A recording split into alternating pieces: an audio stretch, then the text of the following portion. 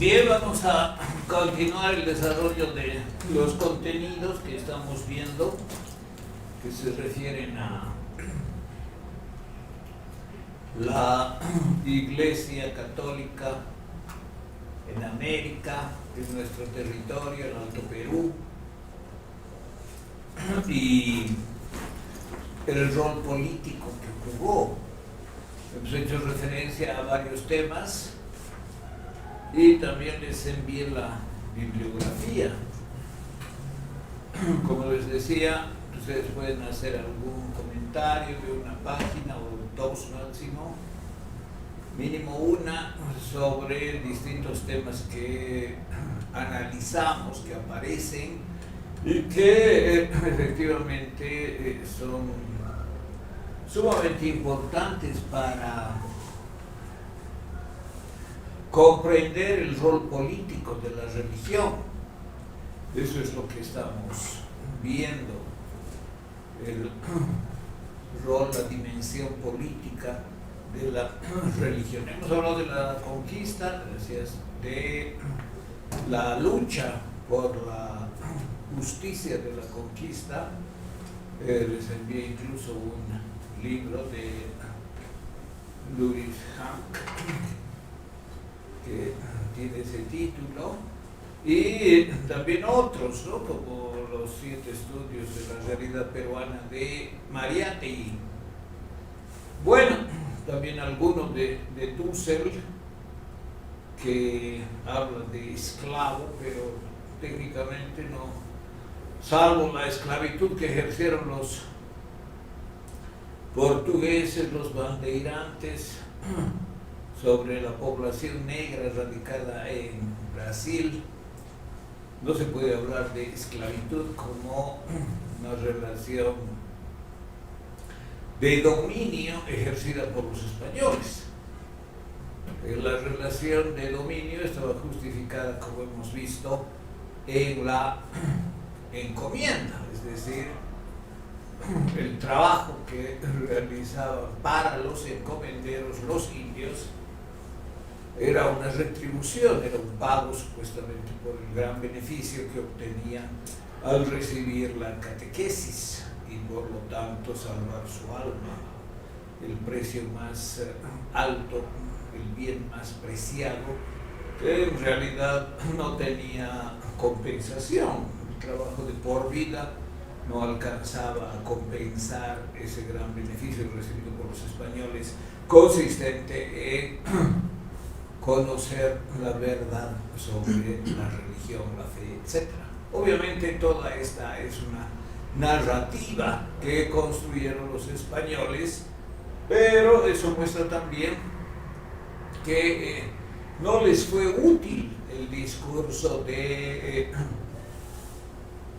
Ginés de Sepúlveda, referido a que los indios eran solo homúnculos. En el caso de Dussel, claro, hay algunas intenciones políticas en su desarrollo, ¿no? Por ejemplo, su deseo de unir la religión con el marxismo.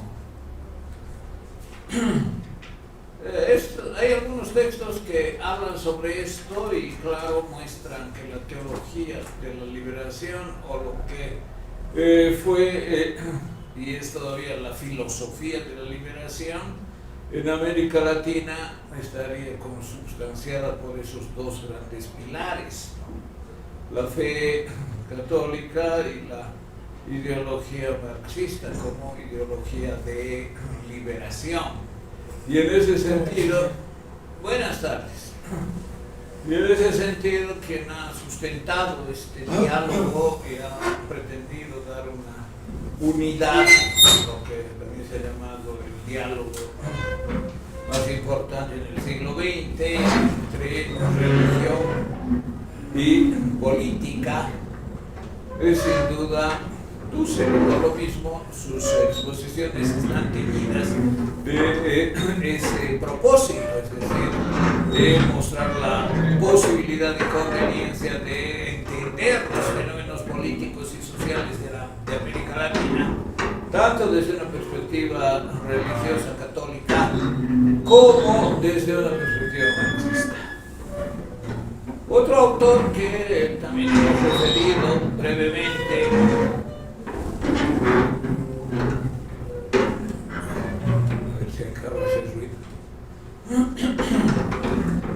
es Darcy Ribeiro, este pensador italiano que es un defensor de los pueblos indígenas y que también argumenta desde el punto de vista étnico las condiciones de opresión que se dieron desde la conquista española. Aquí solo he mencionado dos, hay muchos más. Está, por ejemplo, Eduardo Galeano, seguramente ustedes conocen su libro Las venas abiertas de América Latina, el que muestra esta característica opresiva, expoliadora y destructiva de las culturas indígenas. Bueno, esto lo hemos visto con suficiente detenimiento. Vamos a pasar ahora a la siguiente unidad, que se refiere a la presencia de los españoles y particularmente del cura español de la Iglesia Católica en el Alto Perú. La bibliografía es la misma que les envié, algunos otros textos, Historia de la Iglesia, por ejemplo, que les voy a enviar en cuanto sea posible. Y obviamente no voy a hacer un recuento exhaustivo. Estamos viendo desde el punto de vista filosófico los contenidos políticos que se dieron en claves religiosas, es decir, cómo la religión ha servido en el Alto Perú y después en Bolivia para tomar una posición. Los textos, por ejemplo, del doctor Mancilla, yo les sugiero que los lean, son breves y muy sustanciosos y muestran cabalmente estos contenidos, la influencia ideológica, la herencia ideológica del cristianismo, del catolicismo especialmente, en la política boliviana. Eso, si quieren, pueden comentar también. Los comentarios, como les había dicho, son siempre voluntarios. Bueno, entonces, si hablamos de la presencia española ya no en la conquista, sino en la colonia, es decir, ya asentado el poder español en el Perú, en el Alto Perú, y consolidadas las instituciones políticas, los virreinatos, las audiencias, todo el sistema burocrático, papelista, infinitamente complejo que trajeron los españoles. Obviamente no voy a hacer referencia a los detalles de la actuación política de la Iglesia, sino voy a tomar en cuenta algunos episodios de esa historia. Y un episodio muy importante es sin duda el que han protagonizado los jesuitas en las misiones, que se configuraron hasta fines del siglo XVII, fíjense, desde 1530 hasta, a principios del siglo XVII, hasta fines del siglo XVI, hasta 1700, han habido algunas experiencias, pero en el siglo XVII ya son plenas, y a fines del XVI, hacia 1580, 90, ya hay la cristalización de la misión.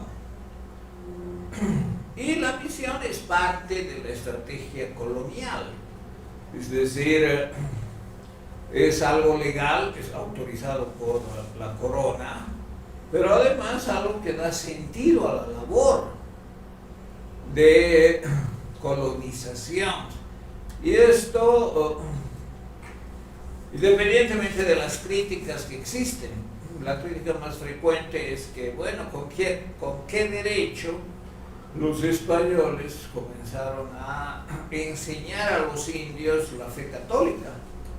O sea, la catequesis católica, ¿con qué derecho irrumpieron sobre sus creencias religiosas, su panteísmo, su animismo, sus concepciones rituales? Y hemos visto que las tácticas que usaron fueron drásticas, ¿no? La extirpación de las idolatrías, por ejemplo. Entonces, desde el siglo XVII hubo una concreción diferente, porque los españoles, los de perfil más aventurero, o los que se asumían como vasallos del rey con la misión de colonizar, evidentemente les interesaba en primer lugar el oro. Por eso el dorado fue un desiderato de descubrimiento y de conquista que al final nunca se concretó. Pero esa era la principal expectativa de los españoles: llegar a una ciudad de oro y, claro, apropiarse de todas las riquezas y, bueno, ofrecer un tributo al rey, conseguir algún título, y saliendo también del estado de miseria en el que vivían en España muchos de los aventureros.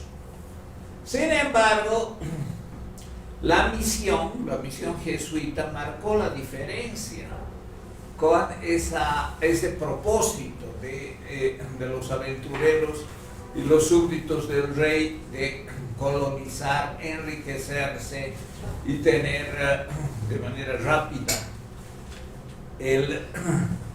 un conjunto de facilidades, de indios a su servicio como encomendados, y, claro, realizar los mitos de ciudades pletóricas de riqueza. Hay una especificidad, y al margen de que obviamente no tenían los jesuitas, ni los curas, ni los españoles el derecho de destruir las creencias religiosas indígenas, al margen de eso, que en mi opinión es una crítica muy bien fundada porque fue así, la misión fue algo diferente, atípico. Incluso los jesuitas denunciaron los malos tratos, dieron un trato y tuvieron una relación humana con los indios, con quienes vivieron en las misiones. Desarrollaron aspectos de la cultura material de manera sorprendentemente exquisita: la música, la construcción de instrumentos musicales, la arquitectura. Tal vez ustedes conocen, ¿no?, algunas localidades del este de Bolivia, donde se puede advertir, especialmente entre los indígenas de tierras bajas, pero no solo de Bolivia actualmente, sino también actualmente en Paraguay, Argentina, Brasil. Entonces, las misiones eran algo atípico en comparación a lo que fue a gran escala la colonización ibérica de los españoles. Los jesuitas denunciaron los malos tratos, desarrollaron aspectos de la cultura material, y desde inicios del siglo XVII crearon formas peculiares de organización estatal. Eso es interesante, ¿no?, porque eran formas políticas autónomas, con sus propias normas, sus propios dirigentes, que eran los mismos dirigentes indígenas, con incluso los formaron para el sacerdocio, etc. Es decir, dentro de la colonia española, del régimen de la corona, que abarcaba sin duda a las Indias, es decir, América, aparecía un estado diferente, autónomo, y que desarrollaba otros valores. El valor de la religión, que puede ser criticado con todo derecho, pero otros valores de relación y de búsqueda de logros que no eran económicos, de riqueza, sino efectivamente de una vida comunitaria con una ideología religiosa específica, es decir, con ideas, valores religiosos del cristianismo. Y es eso lo más destacado de la posibilidad de que la religión constituya estos regímenes relativamente autónomos y con la propia realización de valores y contenidos de la religión que se trate, y en este caso obviamente del catolicismo, ¿no? Bueno, desde la fundación de la Compañía de Jesús hace ya 500 años, casi, la característica, el carisma de la orden ha sido siempre enfrentarse a la reforma, enfrentarse al protestantismo y reivindicar el catolicismo, reivindicar la obediencia al Papa, etc., ¿no? Entonces, es interesante tener en cuenta, y aquí vienen ustedes, por ejemplo, los logros que se daban en las misiones que se han llamado una utopía anticolonial, es decir, realizaron una forma de vida comunitaria con sus propios dirigentes, con una organización económica muy productiva, maíz, trigo, azúcar, algodón, vino, con la cultura material, como hemos visto, incluso disponían de imprentas, tipografía, y con el desarrollo incluso de barcos para la navegación a través de los ríos, es decir, astilleros, cerrajería, sastrería, etcétera, etcétera. Fabricaban armas, relojes e instrumentos musicales. Entonces eso, claro, no era lo típico de la colonia española, lo típico de la colonia ibérica, con autonomía política, con su propio régimen, sus propias leyes. Entonces, ¿a quienes más molestaban? Curiosamente no era a los colonos ibéricos, sino a los colonos portugueses, a los bandeirantes, y ellos son los que movieron sus influencias para finalmente expulsar a los jesuitas. Y se dio mediante el siglo XVIII, 1767, la expulsión de España y de otros países europeos, la mayoría de importantes países, pero también de las colonias, y eso implicaba, claro, expulsarlos de América. Entonces fueron intereses económicos y políticos. ¿Para qué? Para penetrar a las misiones. Los bandeirantes y sus armas penetraron, asesinaron, expropiaron, destruyeron las misiones y esclavizaron. Los bandeirantes sí esclavizaron. ¿Qué es la esclavitud desde el punto de vista político, a diferencia de la encomienda? La esclavitud no reconoce ningún derecho al esclavo, otorga toda prerrogativa al amo, es decir, el amo puede hacer lo que quiera. Ya Aristóteles dijo, ¿no? El esclavo es un ser para otro, es decir, no existe para sí mismo, existe para que otro sea mejor, sea pleno. Y entonces no hay una estatividad propia, una entelequia específica del esclavo para sí, sino para otro. Pero eso no rigió la colonia española, no caló la esclavitud en España entre la ideología española, entre la lucha por la justificación de la conquista, sino que prevaleció el discurso, la narrativa de la encomienda, es decir, por la providencia hemos llegado a estas tierras plagadas de paganos que van a tener la suerte de recibir la buena nueva, la verdadera fe e incorporarse como feligresía a la iglesia y al final, cuando mueran, salvar su alma. Entonces,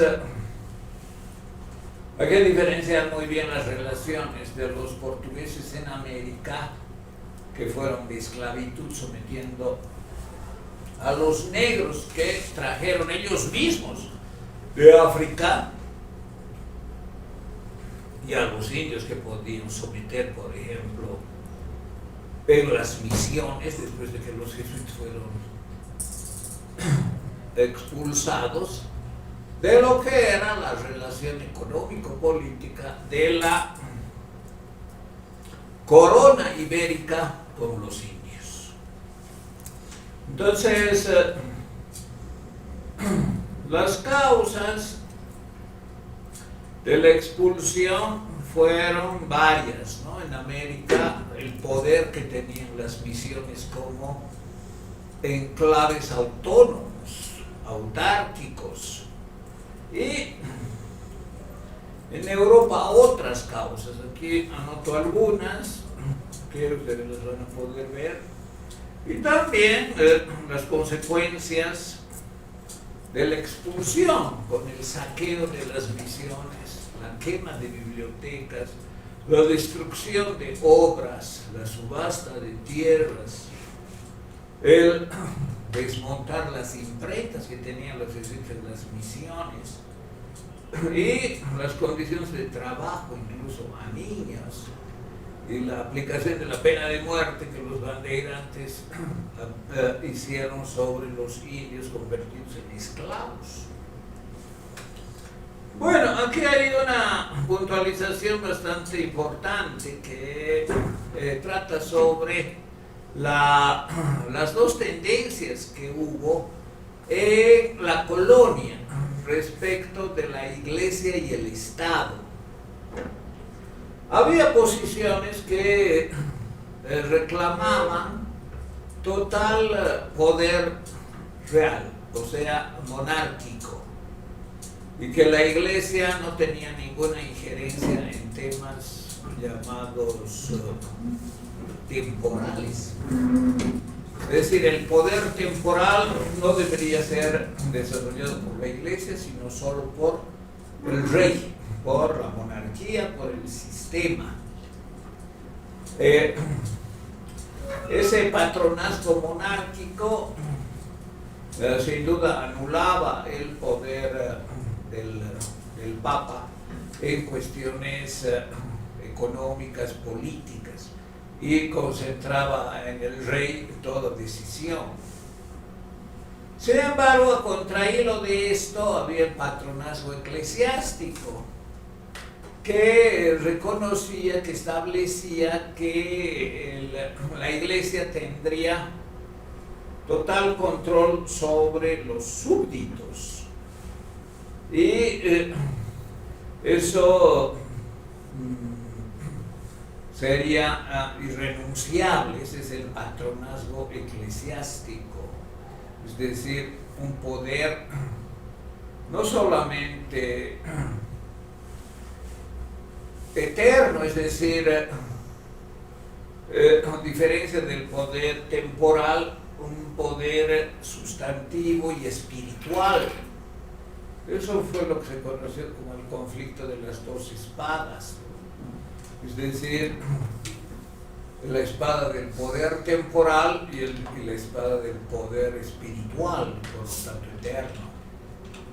Entonces, hay siempre una situación conflictiva entre hasta dónde llegan las prerrogativas del rey y desde dónde son válidas las prerrogativas de la Iglesia y del Papa. Por ejemplo, para nombrar obispos, el rey tiene que mandar los nombres al Papa para que los nombre, o directamente el Papa puede nombrar a obispos que considere apropiados. Entonces, el realismo es esta tendencia a establecer un poder mayor, o el rey, que es el regalismo monárquico o patronazgo monárquico, o a la iglesia, que es el regalismo o patronazgo eclesiástico. Por otra parte, existe lo que se llama el ultramontanismo. Todo esto, todas estas son ideologías políticas, ¿no?, aplicadas a la relación del Estado con la Iglesia. Y esta concepción especialmente fue desarrollada por los jesuitas contra el regalismo o patronazgo monárquico, y que establece la supremacía espiritual de la Iglesia sobre todo Estado, y que incluso por aspectos morales el individuo puede estar en contra de las leyes positivas, es decir, puede estar en contra de las leyes de un Estado cualquiera, digamos el de España, por conciencia moral, incluso tiene derecho de resistir. Aquí se establece también la soberanía popular, e incluso aparece la teoría del magnicidio, que fue desarrollada originalmente por Santo Tomás de Aquino en el siglo XIII, y que consiste en el deber moral del fiel de la Iglesia de matar al tirano que está haciendo tropelías en contra del bien común. Entonces, esto tenía la finalidad de reforzar sin duda el poder papal, el ultramontanismo, ¿no?, y fue sustentada por los jesuitas, que además tienen, según espero que sepan, un cuarto voto específico, aparte de los 3 votos de las órdenes religiosas católicas, ¿no?, castidad, pobreza y obediencia. Esos son los 3 votos de las órdenes religiosas, y tienen uno específico los jesuitas, que es el de obediencia al Papa, incondicional, incuestionable al Papa. Entonces, el ultramontanismo fue una tendencia política desarrollada en el siglo XVII precisamente para sustentar la subordinación al Papa, para sustentar el poder de la Iglesia y para sustentar incluso las prerrogativas del individuo que desde fuente religiosa podría desarrollar como acción política civil. Bueno, en el coloniaje, que duró aproximadamente 3 siglos, aparte de las misiones, correspondió a los jesuitas desarrollar especialmente tareas educativas. Y a través de la educación tuvieron una fuerte influencia en el Alto Perú, como en las demás regiones colonizadas de América. Estoy hablando de los jesuitas en los territorios de influencia ibérica. Y es por eso que tuvieron un influjo muy fuerte en la Universidad de Charcas, por ejemplo, y en otras unidades educativas, muchas universidades que todavía hoy existen, ¿no? Hace poco una universidad de Nicaragua fue cerrada, fue expropiada, no sé si han visto en las noticias, una universidad jesuita. Eso ha hecho Ortega, ¿no?, y su mujer, presidente y vicepresidenta de Nicaragua.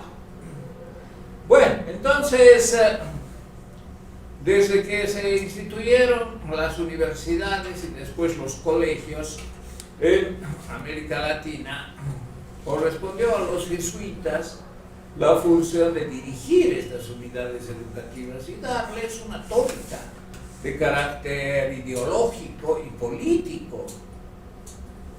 En muchos casos se mantuvieron algunas tendencias tradicionales, se repitió el ultramontanismo y también hubo influencia de la Ilustración, que introdujo el tema de la libertad, ¿no? La libertad hoy tan de moda, ¿no? No sé si han escuchado al candidato ganador de las PASO en Argentina, Milei, que habla de la libertad de manera incansable. En América Latina, como señala uno de los textos del doctor Mansilla, el tema de la libertad ha sido siempre relegado. La filosofía política de América Latina no ha dado importancia al tema de la libertad. Posiblemente el momento en que más atención tuvo fue cuando hubo la injerencia, la influencia de la Ilustración francesa, es decir, en el siglo XVIII, y eso con implicaciones hasta el siglo XIX, y los movimientos independentistas que efectivamente se justificaban en la libertad como principio, libertad de la corona española. Pero en los 3 siglos que duró la colonia, los españoles llegan al Alto Perú aproximadamente en 1530, hasta que se asienten y establezcan las instituciones coloniales. Pasan alrededor de 3-4 décadas, y hacia fines del siglo XVI ya existía funcionando plenamente la colonia, el colonialismo ibérico. También a principios del XVII aparecen las misiones, que son una utopía anticolonial, como hemos visto, es decir, algo contrario al modelo colonial imperante. Pero en los 3 siglos, salvo la última etapa que da cierto relieve a las universidades influidas por la Ilustración y el concepto de libertad, hay sin duda una reproducción educativa que daba lugar a ciertos valores tradicionales, a consolidar el poder de las clases dominantes, en primer lugar de los criollos, y en muchos casos la Ilustración no influyó directamente sobre la consigna de libertad de España, es decir, libertad de América respecto de España, sino con algunas ideas de despotismo ilustrado, como son las ideas, por ejemplo, de Voltaire en Francia. Entonces, tampoco hay que suponer que hubo una influencia mecánica de la Ilustración en América para dar lugar a los movimientos independentistas, relevando el concepto de libertad. Lo que más relevaron fue la razón, más que la libertad, la razón. Y la razón no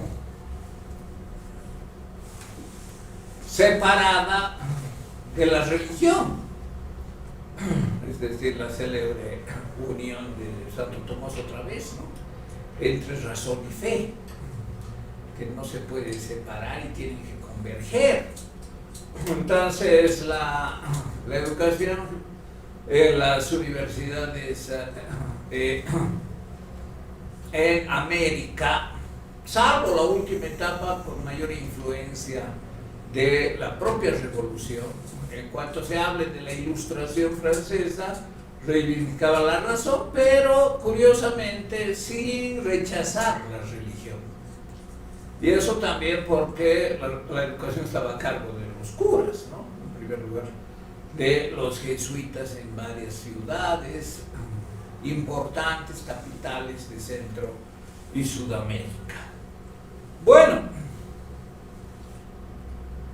vamos a ver entonces qué tránsitos ideológicos hubo. El más importante es que A principios del siglo XIX, con la influencia del concepto de libertad en las universidades especialmente, los jesuitas se ocuparon de reproducir algunos contenidos de las clases dominantes, pero también difundieron ideas de libertad, etcétera, especialmente hacia el final de esta etapa que concluyó a principios del siglo XIX. Entonces, con la creación de las repúblicas independientes, desde la primera década del siglo XIX hasta la tercera década, sin considerar a Brasil, claro que es siempre diferente, ¿no? Vamos a ver que del absolutismo hispánico, es decir, de las ideas del poder por la gracia de Dios del rey español sobre las colonias, se cristalizó una ideología tendiente a relevar la soberanía de las naciones. Y así, claro, decayó el colonialismo y se instituyó el carácter republicano de los países independientes. Y del regalismo monárquico, es decir, del patronazgo monárquico que establecía que el rey tiene todo poder, incluso frente a la iglesia, sobre sus colonias, se pasó a un patronazgo de las castas, de la casta dominante, de los grupos, de las clases sociales pudientes. En lo concerniente a la diferenciación étnica y social, no hubo mayores cambios. Hay que pensar que la independencia de los países dio lugar a que haya mayor equidad, ecuanimidad, igualdad. Al contrario, se mantuvo la diferenciación, el racismo, el desprecio de la procedencia étnica de los indios, etc. Pero los otros tránsitos sí es importante considerar. ¿Qué papel jugó la Iglesia en el proceso político de la independencia? Acá nos restringimos un poco más, ya no es solamente Perú, el Alto Perú, sino, bueno, no es en general el Alto Perú, sino es de manera más restringida lo que sería Bolivia. Hay que destacar que como hubo las misiones como utopía anticolonial, también hubo participación de curas en el proceso de la independencia. En nuestro territorio, en el Alto Perú, seguramente ustedes conocen, han escuchado hablar, por ejemplo, de Ildefonso de las Muñecas, que era un cura insurrecto revolucionario que tomó las armas para luchar contra los españoles. Hubo entonces un apoyo en general de la Iglesia, pero no de la Iglesia en sus estratos altos, no de la jerarquía eclesiástica, sino de los curas de base, de los curas de pueblo, que es una constante en la historia republicana, como vamos a ver después. Es decir, en Bolivia los curas estuvieron cabalmente al lado de los grupos, las clases dominadas, las clases económicamente empobrecidas, de manera incondicional, pero no la jerarquía. Eso hay que diferenciar muy bien, ¿no? Por eso cualquier apreciación de tildar a la Iglesia como antirrevolucionaria, como conservadurista, puede aceptarse si se refiere a la élite de la Iglesia, es decir, a la jerarquía eclesiástica. Pero no se puede aceptar si uno habla de los curas de pueblo, de los curas de base, por ejemplo, alzando las armas. en contra de los españoles y dirigiendo sus propias republiquetas, ¿no? Entonces, ese es un aspecto político de la religión que vale la pena tener en cuenta.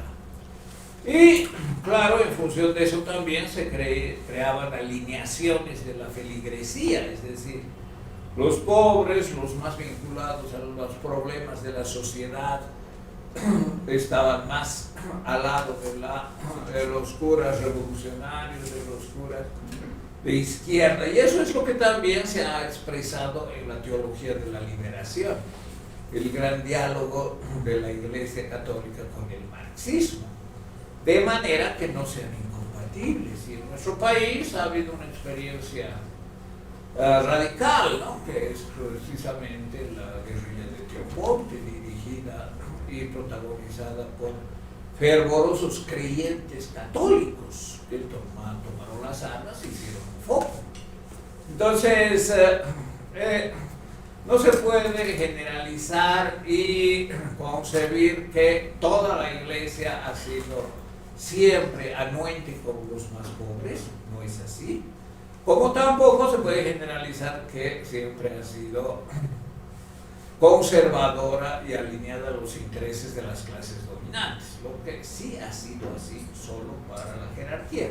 Ahora, tampoco es toda la jerarquía así, como tampoco todos los curas de pueblo están alineados. Y eso también por opción y por situación de vida. La jerarquía siempre está en las altas esferas de la sociedad, codeándose con los que tienen poder. Y no solo aquí, en todo el mundo siempre ha sido así. Como también los curas de pueblo, el llamado bajo clero, ha estado siempre más cerca de los pobres y conocen muy bien sus necesidades, ¿no? Bueno, entonces el rol del clero hay que diferenciarlo así, como una jerarquía contrarrevolucionaria, jerarquía eclesiástica contrarrevolucionaria, y como los curas revolucionarios, como curas de pueblo, ¿no?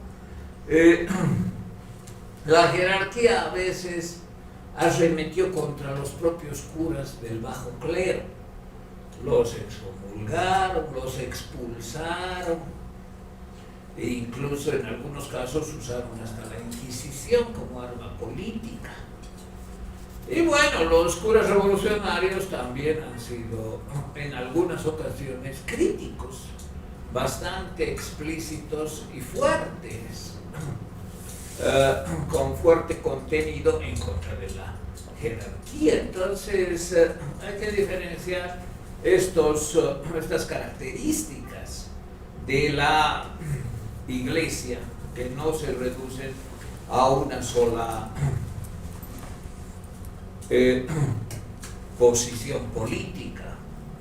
Y claro, por ejemplo, los curas de pueblo, los curas del bajo clero con alineamiento revolucionario para cambiar la dependencia de España, enarbolaban tanto consignas religiosas, viva nuestra Santísima Virgen de Guadalupe, por ejemplo, con otras consignas como bajo el mal gobierno. Entonces, como ven aquí, ustedes van a encontrar información acerca de estas dos tendencias. Entonces, en conclusión, las misiones fueron una utopía anticolonial y que políticamente representaron tal peligro y tal situación indeseable para especialmente los bandeirantes, los portugueses que esclavizaban a los negros en Brasil y a los indios también, que terminó con la expulsión de los jesuitas y eventualmente la esclavización de los indios, aunque España no reconocía la esclavitud y la condenaba. Es decir, los españoles no eran amos, no podían ser amos. Era a los sumo encomenderos. Bueno, por otra parte, vemos que representó una utopía al margen de la imposición de un credo religioso y la destrucción de las ideas vernaculares, ¿no?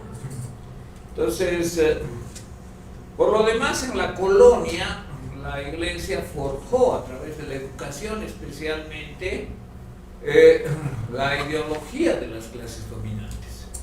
La educación fue un instrumento para fortalecer las diferencias de los criollos particularmente, para quienes se diseñaron pautas educativas en América para fortalecer su posición de poder y dominio, aunque después fue influida, especialmente las universidades fueron influidas por la Ilustración, que reivindicaba la razón, y ulteriormente, en menor medida, los contenidos de la libertad. Finalmente, incluso en el periodo de la independencia, hay que, es decir, desde 1809 hasta 1825, hay que establecer que hubo una dualidad de la Iglesia. La jerarquía siempre a favor de España y la contrarrevolución, y el bajo clero incluso empuñando las armas y peleando a muerte por las republiquetas. Entonces tenemos esas características de la religión en la colonia y en el periodo breve de la independencia. Bueno, vamos a continuar. Ahora vamos a ver la siguiente unidad, que se refiere al rol político de la religión y de la Iglesia en la República de Bolivia. Es decir, desde la fundación de Bolivia en 1825 hasta el siglo XX, pero no totalmente, sino una parte. La última unidad, que vamos a ver en la próxima clase, se refiere al último tiempo desde el siglo XX hasta la actualidad. Entonces, vamos a ver diferentes periodos desde la fundación. Hay otro regalismo, ¿no? Si hubo en la colonia el regalismo, el patronazgo monárquico o el patronazgo eclesiástico, ahora podemos hablar del patronazgo o del regalismo republicano. ¿En qué consistió el patronazgo republicano? En otorgar plenitud de atribuciones al Estado, y el Estado eran los países emergentes del periodo de la independencia, es decir, los países que surgieron después de derrotar por la guerra a los españoles. Y ese regalismo o ese patronazgo republicano consistió en dotar de toda prerrogativa al Estado y reglamentar la actuación de la Iglesia. Pero la Iglesia no se convirtió en un enemigo, como fue en otros periodos revolucionarios. Revoluciones socialistas han destruido el poder de la Iglesia antes de la revolución.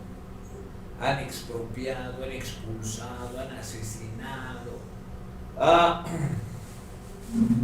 la Iglesia, a los curas, y han impuesto como norma una formación de educación atea, por ejemplo. En los países americanos y en el nuestro no ha habido esa decisión.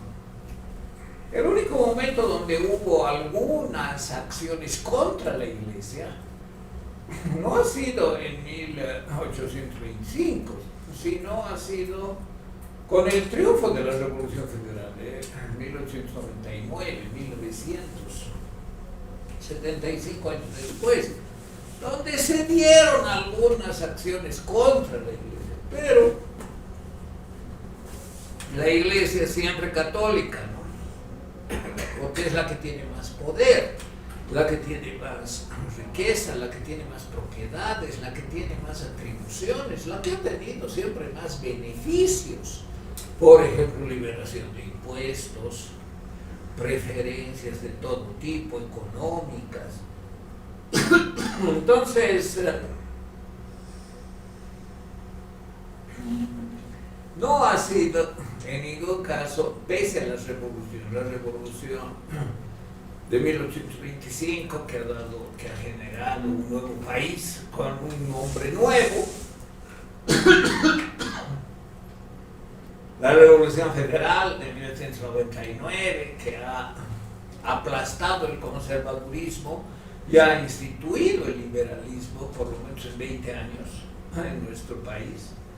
Ni siquiera la Revolución Nacional de 1952, ni los cambios que hubo en el proceso del movimiento al socialismo.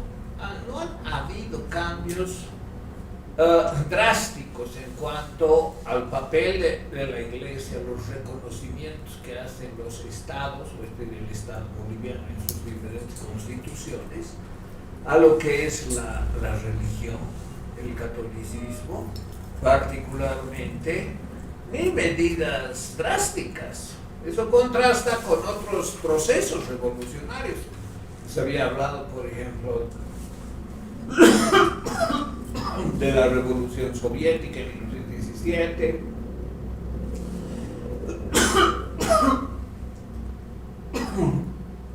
de la Revolución Cubana, la segunda mitad del siglo XX, y antes también, 1870, por ejemplo, la Comuna de París. Entonces, no han habido acciones drásticas revolucionarias que aplasten a la Iglesia, salvo algunos cambios, ¿no? Ya no va a haber ítems para profesores que enseñen la materia de religión y le enseñen la catequética católica. Ahora, si quieren enseñar, pueden enseñar, pero con sus propios recursos. Eso ha hecho el MAS desde los primeros años de ejercicio del gobierno. Lo que a mí personalmente me parece bien, porque evidentemente definir un Estado laico supone que no debe haber prerrogativas de ninguna religión sobre las otras. Y si algo se debe enseñar de manera oficial pagada por el Estado, no es a convertirse en fiel de tal o cual religión, sino es informar sobre los contenidos culturales de las religiones, que es diferente a profesar una fe. Entonces, ese tipo de cambios son mínimos, no afectan. Bueno, se van a eliminar algunas prerrogativas y franquicias, se van a eliminar las ventajas impositivas de la Iglesia, que no pagan impuestos, inmuebles monumentales que no pagaron impuestos, etc. Entonces, esas no son modificaciones sustantivas. A la Iglesia la tomaron los dirigentes republicanos, es decir, de la nueva República de Bolivia, como un aliado. Y este aliado se sometió a las condiciones de la República. Piensen que la Iglesia Católica es una de las instituciones de mayor experiencia política en la historia de la humanidad. Si no es la máxima, yo creo que es la máxima, la institución que tiene mayor experiencia política de casi 2000 años.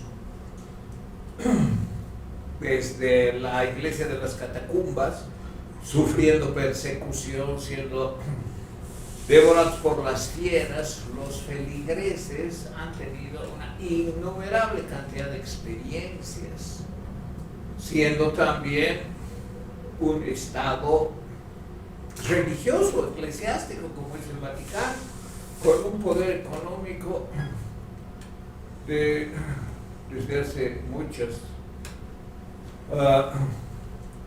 décadas enorme.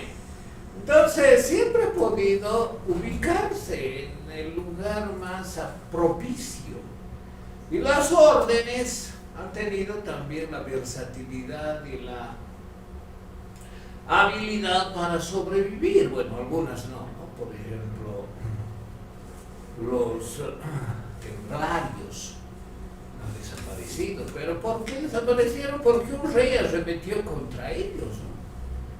Los mandó a la hoguera. Felipe el Hermoso hizo eso.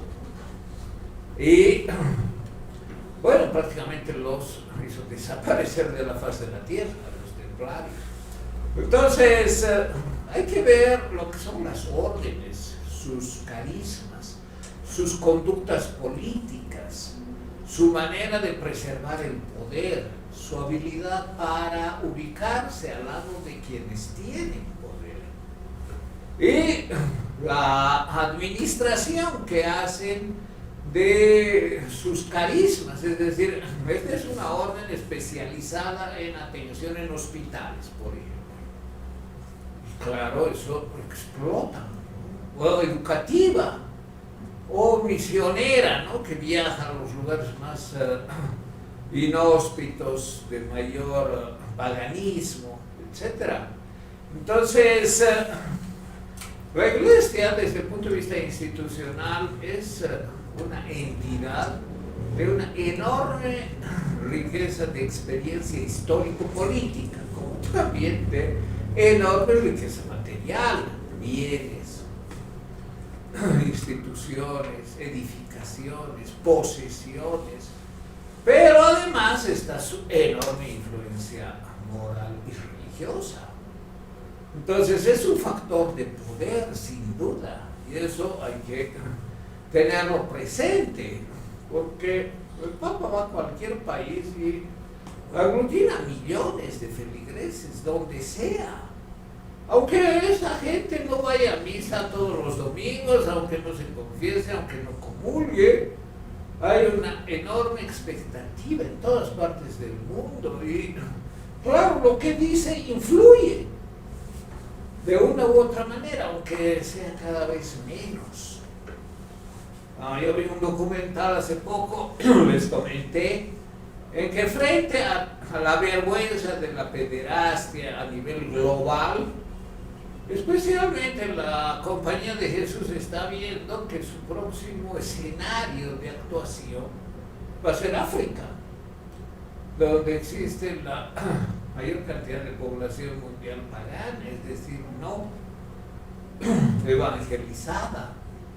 Entonces siempre están en una actitud de renovación, de enfrentar a las dificultades que pueden ser enormes: la persecución, la destrucción, el descrédito, la expropiación. Pero saben ubicarse, pueden hacerlo y responden inteligentemente a eso. Y ahora los procesos van perdiendo prerrogativas. Fíjense que antes, desde la creación de Bolivia, a los obispos les pagaba el Estado, fíjense. O sea, ser obispo implicaba recibir un sueldo del Estado. Como también hubo enormes donaciones del Estado, de terrenos, de edificaciones a la iglesia. Entonces, se fue perfilando el ámbito de ocupación de la iglesia. Por ejemplo, radicado en la educación. Y ahí otra vez es la Compañía de Jesús, ¿no? A veces hablo bastante de la Compañía de Jesús porque, bueno, la conozco, yo me he educado en un colegio de la Compañía de Jesús. y conozco bien su carisma. Pero además es la orden más numerosa del mundo, la que tiene la mayor cantidad de instituciones educativas, universidades en el mundo. Bueno, le expropian un local, votan a los educadores. La Universidad Central de Nicaragua, algo así se llama, no recuerdo bien, hace poco ha sido expropiada por Ortega. Pero bueno, eso afecta, claro, ¿no? A los estudiantes afecta más. ¿Dónde van a ir a parar los estudiantes que de pronto están cursando una carrera y se cierra su universidad? Pero quienes administran con los contenidos religiosos que imparten se rehacen, se reubican, se reinsertan. Entonces esa es la capacidad y ese es un aspecto que hay que tenerlo muy en cuenta siempre para entender la acción de la política de la Iglesia, que nunca deja de ser política.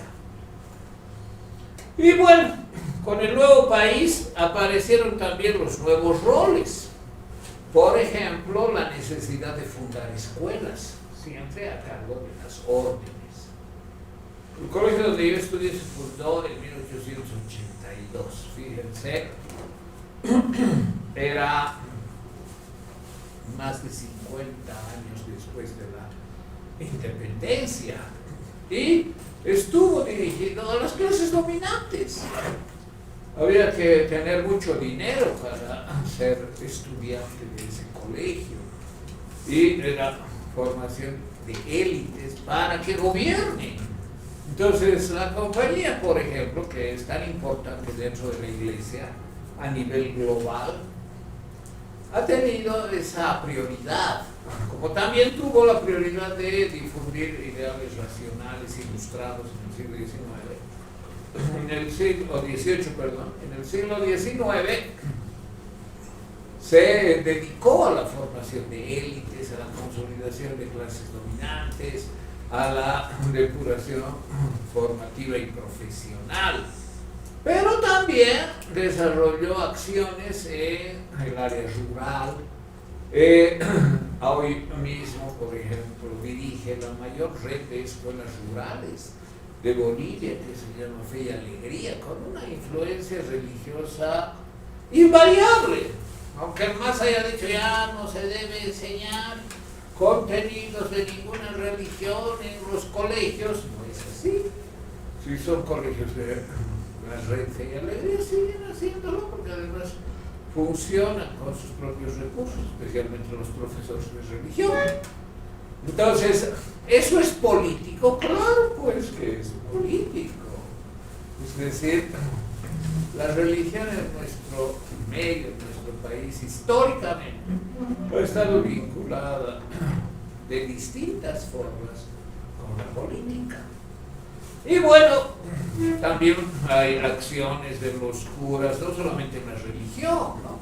Y eso fue desde el nacimiento de la República en 1925 y durante 75 años en el periodo conservador, la teología, la religión siguieron teniendo importancia, como también la formación de sacerdotes y la renovación de las órdenes. Fíjense, 25 años de formación se establecía a mediados del siglo XIX para ordenarse, pero claro, una orden religiosa tenía un gran prestigio para la familia, para el individuo. Hubo cambios con el triunfo liberal, que no solamente comenzó el periodo en 1899, sino hubo también disputas antes, ¿no? Aproximadamente desde 1860, que la Iglesia comenzó a tener mayor independencia, con prerrogativas, y quienes hicieron un duro ataque a la Iglesia fueron los liberales. antes incluso del triunfo de la Revolución Liberal, con una ideología antirreligiosa, anticatólica, que demandaba las prerrogativas. Y ante eso, claro, los conservadores defendieron esas prerrogativas y tuvieron partidos que eran apoyados por especialmente la jerarquía eclesiástica, ¿no? Entonces hubo siempre una connivencia entre la iglesia, la educación elitista y los partidos de carácter conservador. En cambio, los partidos de carácter liberal tendían siempre o al Estado laico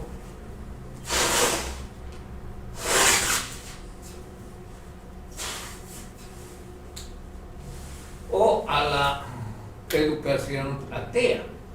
Aunque en nuestro país eso nunca ha progresado, ¿no? Es decir, formar en el ateísmo. Ahora puede haber alguna institución que lo hace, ¿no? Que propugne el ateísmo como una convicción científica, depurada, ultramoderna, como sea. Pero bueno, frente a los conservadores, los liberales siempre han tendido a separar el rol de la iglesia del rol del Estado. En cambio, los conservadores mezclaban estas funciones religiosa y política, dando lugar a prerrogativas, dando lugar a auspicio. Un hecho, por ejemplo, que parece que es minúsculo, ¿no? Una efeméride, 6 de agosto, se hace un Te Deum. Bueno, ¿por qué? Porque siempre se ha hecho. ¿Qué es un Te Deum? Es una misa bastante solemne, de conmemoración con presencia de las autoridades máximas del país. Pero si es un Estado laico, no debería haber eso, ¿no? Una celebración religiosa. No, es que también hacemos una milluchada después.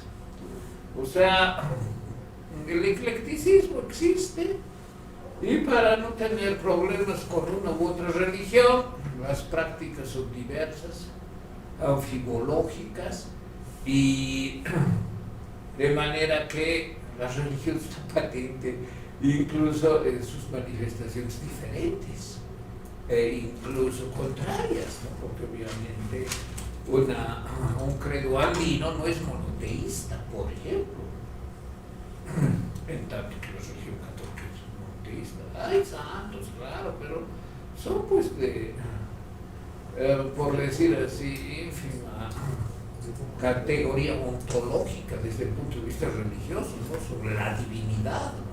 No es lo sagrado. En cambio, en las creencias andinas, lo sagrado es pues complejo, está superpoblado, tiene lugares y tiempos sagrados sumamente importantes. Entonces, analizar estos aspectos muestra las características políticas de una realidad híbrida, ¿no? Es decir, de una realidad en la que la religión sigue teniendo fuerte importancia política y que da lugar a situaciones como esta, de todo tipo de ritos religiosos. Entonces, en nuestro país, quienes han tenido actitudes contra la Iglesia,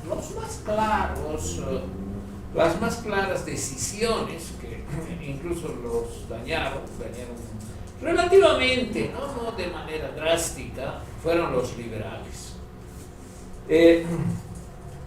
Y en ese sentido, ni siquiera la Revolución Nacional, menos los cambios de la nueva Constitución del 2009, hicieron cambios sustantivos a la religión, pese a haber sido declarada Bolivia como Estado laico. Entonces, aquí hay algún recuento de algunos hitos y también las conclusiones desde el siglo XIX y claro, como la Iglesia estaba coludida, estaba al lado de las clases dominantes, especialmente los señores de la plata, ¿no? Ustedes saben que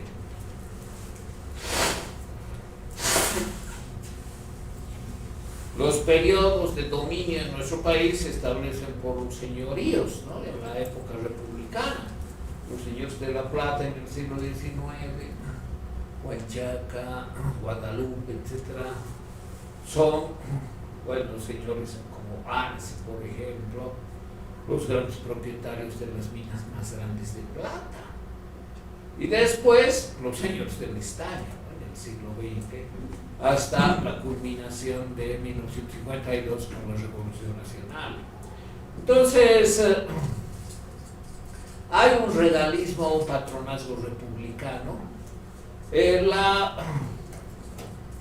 Iglesia no aparece como un enemigo, se ubica adecuadamente donde mejor se preserve su poder y recibe algunas críticas del liberalismo, hasta que después hay algunas acciones que tampoco la destruyen, la aplastan, ¿no? Es muy difícil, fíjense, una institución de tanta riqueza histórica, aplastarla, y los regímenes más drásticos han podido hacerlo, han podido destruirla definitivamente, pese a que hubo intentos de aplastarla. Entonces, hay veleidad ideológica que le permite ser flexible para arrimarse, estar más cerca de quienes detentan poder. Esa parece ser una constante, ¿no? Y en el caso de la Compañía de Jesús, esa veleidad puede albergar posiciones extremadamente contrarias. Es decir, frente a curas que son manifiestamente conservadores, de tendencia ortodoxa extrema, hasta teólogos de la teología de la liberación, gente muy comprometida con los sectores más empobrecidos, que hasta han dado su vida por esos ideales de religión y de práctica del sacerdocio.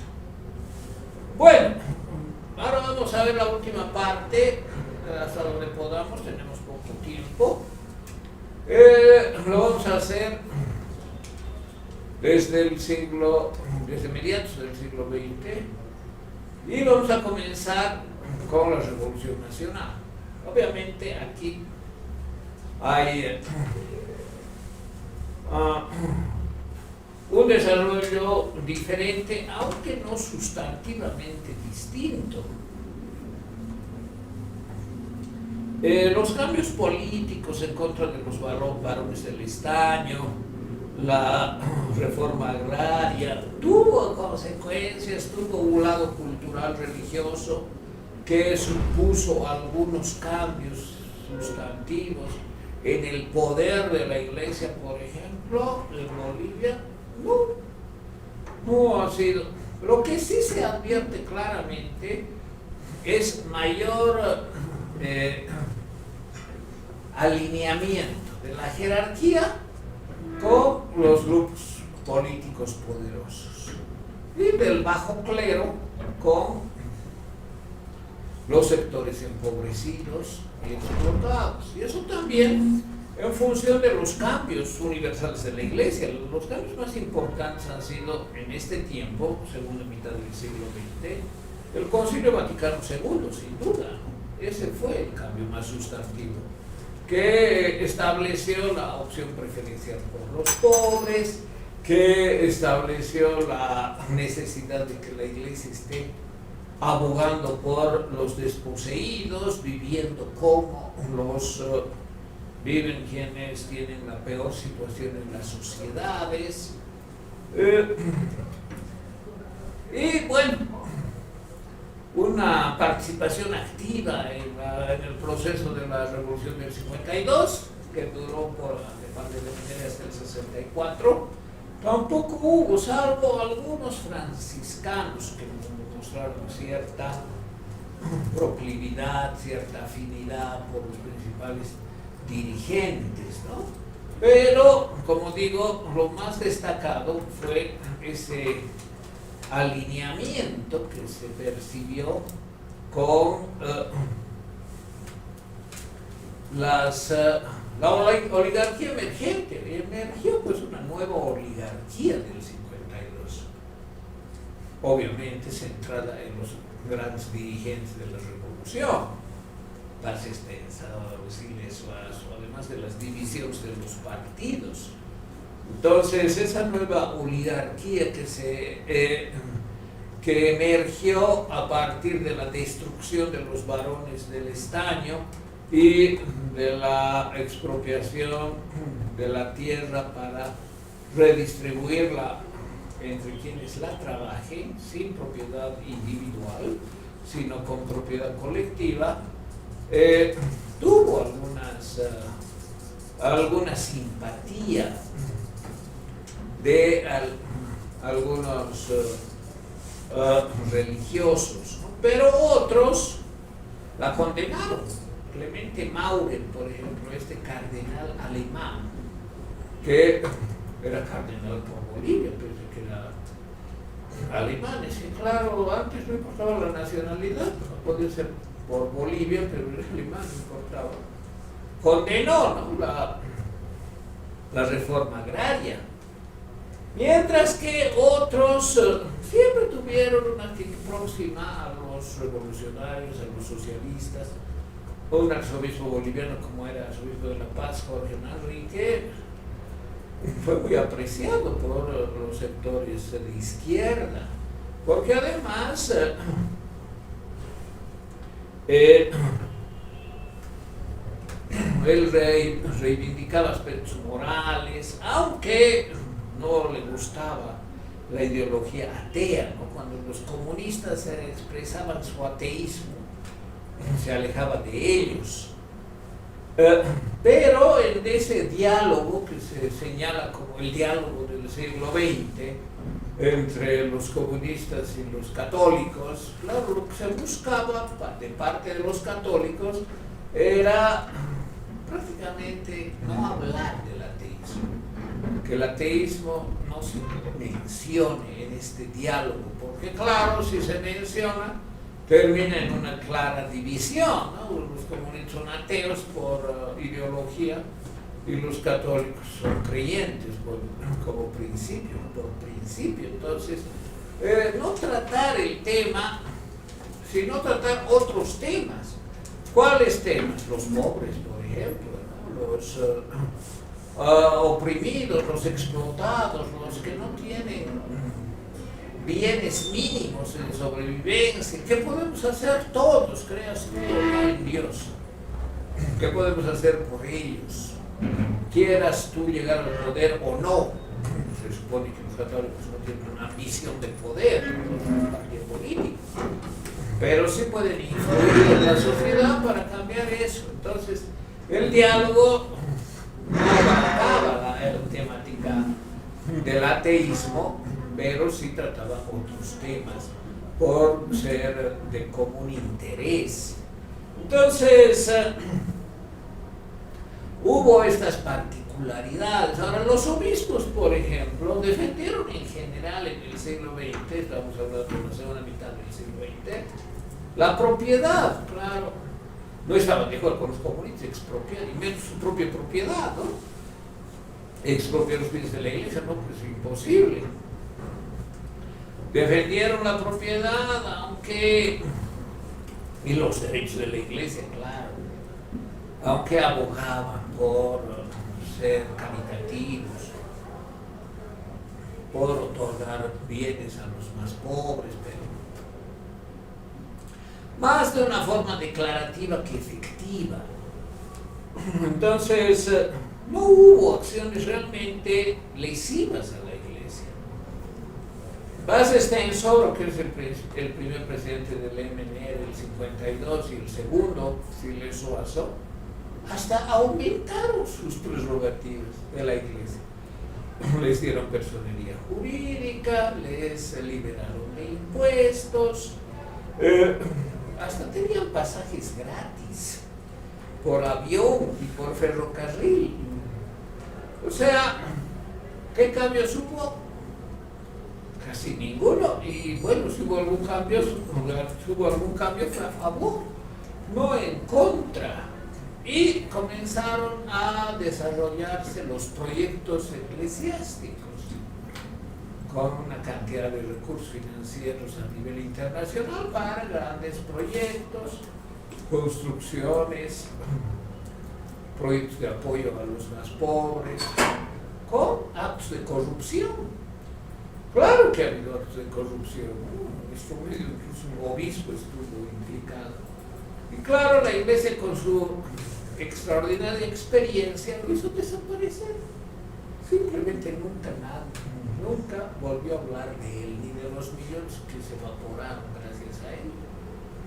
Millones de dólares de procedencia de, por ejemplo, Albania.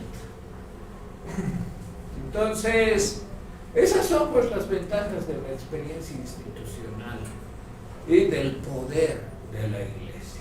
Bien, ya es hora, vamos a continuar desde este punto, la próxima clase. Falta muy poco y después está la bibliografía.